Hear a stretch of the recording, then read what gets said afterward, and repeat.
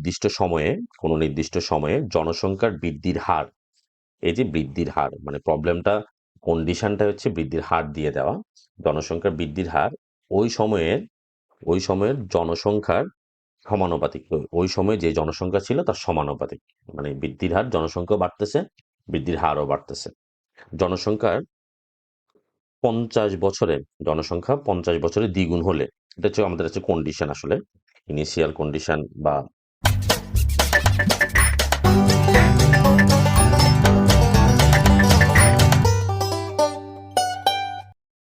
Hello everyone, this is Abrar. Welcome back to Sciencepedia. আমরা honours second year ordinary differential ইকুয়েশনের first চ্যাপ্টারে ছিলাম।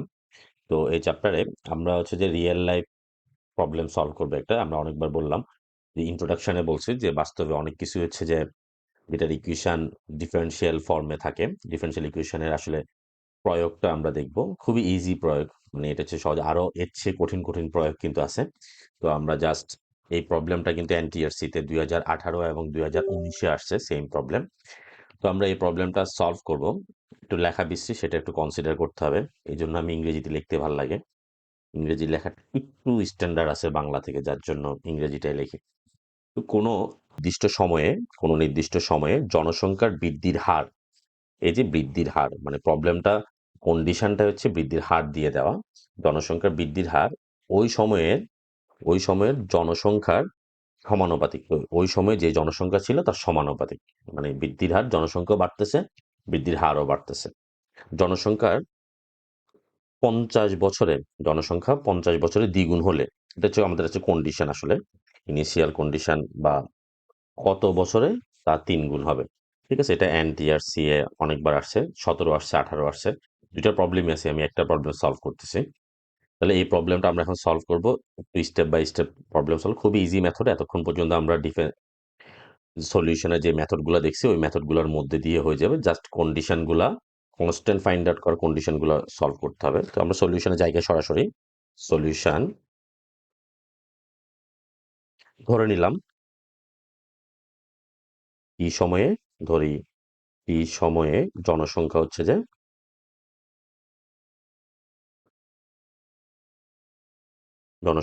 X. টি সময়ে জনসংখ্যা হচ্ছে এক্স। তাহলে অ্যাকর্ডিং টু কোশ্চান অনুসারে আমরা কি লিখতে পারি? জনসংখ্যার পরিবর্তনের হার ডিএক্স ডিটি, জনসংখ্যার পরিবর্তন ইজ প্রপোর্শন টু এক্স। জনসংখ্যা যদি এক্স হয়, তার যে জনসংখ্যার বৃদ্ধির হারটা ডিএক্স ডিটিটা, সেটা হচ্ছে এক্সের সমানুপাতিক। এরপর আমরা জেনারেল মেথডে করি যে, তো সমানুপাতিক চিহ্ন তুলতে হলে আমার একটা ধ্রুবক লাগবে, dx dt equal to k x. এরপরে আমরা জানি সেপারেশন ভেরিয়েবল, এক্সটাকে ডিএক্স এর সাথে নিয়ে আসবো, ডিটি এখানে নিয়ে যাব। So dx by x equal to k dt. ঠিক আছে, এরপরে আমরা সমাকলন করে ফেলি, dx dx k dt. K হচ্ছে একটা কনস্ট্যান্ট, কে এটা সমাকলন ধ্রুবক, সমানুপাতিক ধ্রুবক ছিল, সরি সমাকলন না। তো এটাকে করলে হচ্ছে এল এন এক্স, কে বাইরে আনলাম, ডিটি কে করলে টি এল এন কে।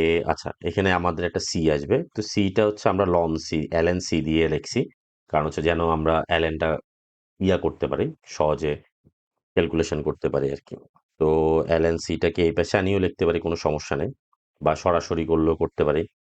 আচ্ছা, অনেকগুলো মেথডে করতে পারি, তো আমি বইয়ের মেথডে করার ট্রাই করি। উভয়পক্ষে যদি আমরা প্রয়োগ করি, এটাও করলে হবে, অথবা যদি চাইলে এল এন সিটাকে এই পাশে নিয়ে আসি, কে টি। তো এল এন সি কে আমি কি লিখতে পারি?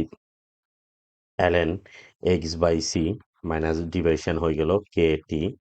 তারপর x equal to l n, উভয়পক্ষে যদি এর বেস নিই, তাহলে x by c equal to k টি।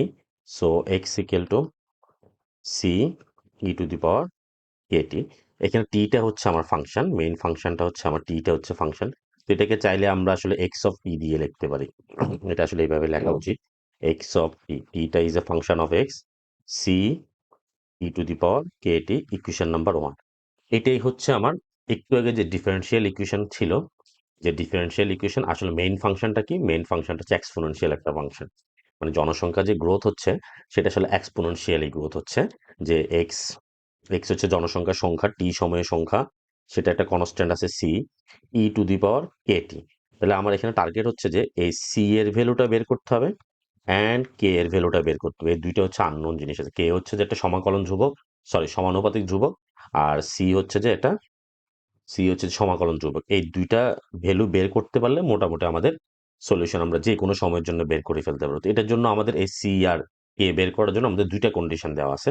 একটা কন্ডিশন হচ্ছে যে কি বলছে, আচ্ছা একটা হচ্ছে ইনিশিয়াল কন্ডিশন। তো ইনিশিয়াল কন্ডিশন আমরা জানি সময় যখন শূন্য হবে, তো ওই সময় তো কিছু জনসংখ্যা ছিল, জনসংখ্যা কি শূন্য থাকবে? সময় যখন শূন্য হয়, সময় যখন শূন্য থাকে জনসংখ্যা, তখন আসলে শূন্য থাকবে না। কারণ জনসংখ্যা বৃদ্ধি হইতে হলে ইনিশিয়ালি তো একটা জনসংখ্যা থাকতে হবে। শূন্য জনসংখ্যাতে জনসংখ্যা ইনক্রিজ হইতে পারে না। যখনই সময় শূন্য হয় তখন ইনিশিয়ালি কিছু না কিছু জনসংখ্যা থাকতে হবে। তো এখানে আমরা এই কন্ডিশনটা অ্যাপ্লাই করব। ধরলাম হয় সময় যখন টি ইকুয়াল টু জিরো, যখন যখন টাইম টি ইকুয়াল টু জিরো, তখন জনসংখ্যা জনসংখ্যা x t equal to x not লিখে ফেলি। এক্স নট মানে যখন জনসংখ্যা সময় যখন শূন্য ছিল তখন তার ইনিশিয়াল প্রাথমিক যে জনসংখ্যা ছিল, প্রাথমিক জনসংখ্যা এক্স নট ছিল। এই কন্ডিশনটা আমরা ওয়ানে বসাই পাই, এক নং এ বসাই দিলে এক নং হতে পাই। তাহলে এক্স ইকুয়াল টু ছিল যে এক্স নট হবে C E to the power কে, টির ভ্যালুটা হচ্ছে আমার জিরো, তাহলে ই টু দি পাওয়ার জিরো মানে ওয়ান। আলটিমেটলি আমরা সি ইকুয়াল টু পাইলাম যে এক্স নট। তো এই ভ্যালুটা আমরা এক নঙে বসে দিই, সি এর ভ্যালু পাই গেলাম আমরা, সমাকলন ধ্রুবক সি এর ভ্যালু পাই গেলাম। তো এক নং হতে পাই আবার, এক নং হতে কি পাই, x of e equal to x naught e to the power k t, equation number 2। এবার আমার টার্গেট হচ্ছে যে কে এর ভ্যালু বের করা। এই কে এর ভ্যালুটা আমাকে ফাইন্ড আউট করতে হবে, ঠিক আছে? তো কে এর ভ্যালু ফাইন্ড আউট করার জন্য তাহলে আরেকটা কন্ডিশন দেওয়া আছে আমার, যখন 50 বছরের জনসংখ্যা দ্বিগুণ হবে। তাহলে কন্ডিশনটা এভাবে লিখি, যখন যখন টি ইকুয়াল টু 50 বছর, তখন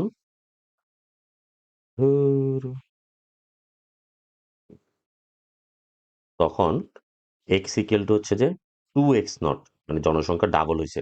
50 বছরে জনসংখ্যা কি হয়ে গেছে, ডাবল হয়েছে। জাস্ট এই কন্ডিশনটা এখন বসাবো। তাহলে 2x ইকুয়াল টু ছিল 2x0, x0 equal to k, টি এর ভ্যালু হচ্ছে 50 বছর, মানে সময় যখন 50 বছর হয় তখন আমার জনসংখ্যা ছিল ডাবল। তো উভয়পক্ষে এক্স এক্স কেটে দিই, e to the power 50 k equal to 2, উভয়পক্ষে ln প্রয়োগ করলে তাহলে 50 k equal to ln 2, so k equal to ln 2 by 50, k equal to ln 2 by 50, ঠিক আছে? K equal to ln 2 by 50। এটা আমরা কে এর একটা ভ্যালু পাই গেলাম। কে এর ভ্যালু আবার আমরা 2 নং এ বসাই দিই। 2 নং হতে পাই x t equal to x naught e to the power 50 k ছিল, ই টু দি পাওয়ার কি ছিল, e to the power k t ছিল। তাহলে t ln 2 by 50, t ln 2 by 50, ঠিক আছে? এটা ইকুয়েশন নাম্বার 3।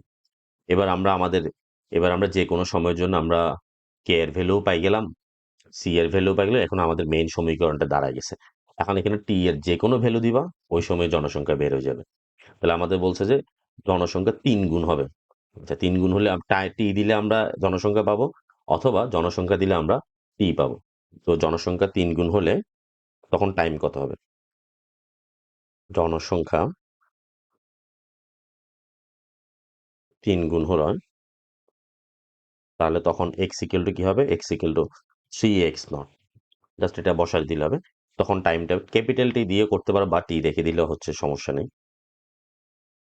তাহলে 3x0 x0 T ln 2 by 50, একটু উপরে যাবে, x0 কাটা, তাহলে e t ln 2 by 50 equal to ln, sorry ln না, শুধু 3, x0 ক্যান্সেল করে দিলে, তারপর উভয়পক্ষে ln নিলে টি ln2 by 50 equal two ln3।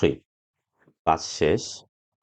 এরপরে জাস্ট এটা উল্টে যাবে, t ইকুয়াল টু তাহলে 50 ln3 বাই ln2। এখন ক্যালকুলেটরের কাজ, বা ln3 বাই ln2 কে করে 50 দ্বারা গুণ করে দিব। আমি আর করলাম না। t ইকুয়াল টু হচ্ছে 79 ইয়ার্স। তার মানে 79 বছর পরে গিয়ে জনসংখ্যা 3 গুণ হবে। তাহলে এই যে আমরা যেটা প্রেডিকশন করলাম জনসংখ্যা রেটের উপরে, যেটা এক্সপোনেনশিয়াল গ্রোথ, এটাই হচ্ছে আমাদের রিয়েল লাইফ একটা প্রবলেম। এরকম আরেকটা প্রবলেম আছে, আর কয়েকটা প্রবলেম আছে, আশা করি বুঝতে পারো, খুবই ইজি কাজ।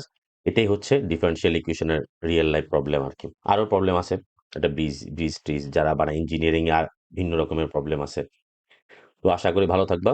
অবশ্যই প্রবলেমটা ভালো থাকলে like, share, subscribe and share করবা। ওকে, বাই বাই, টাটা।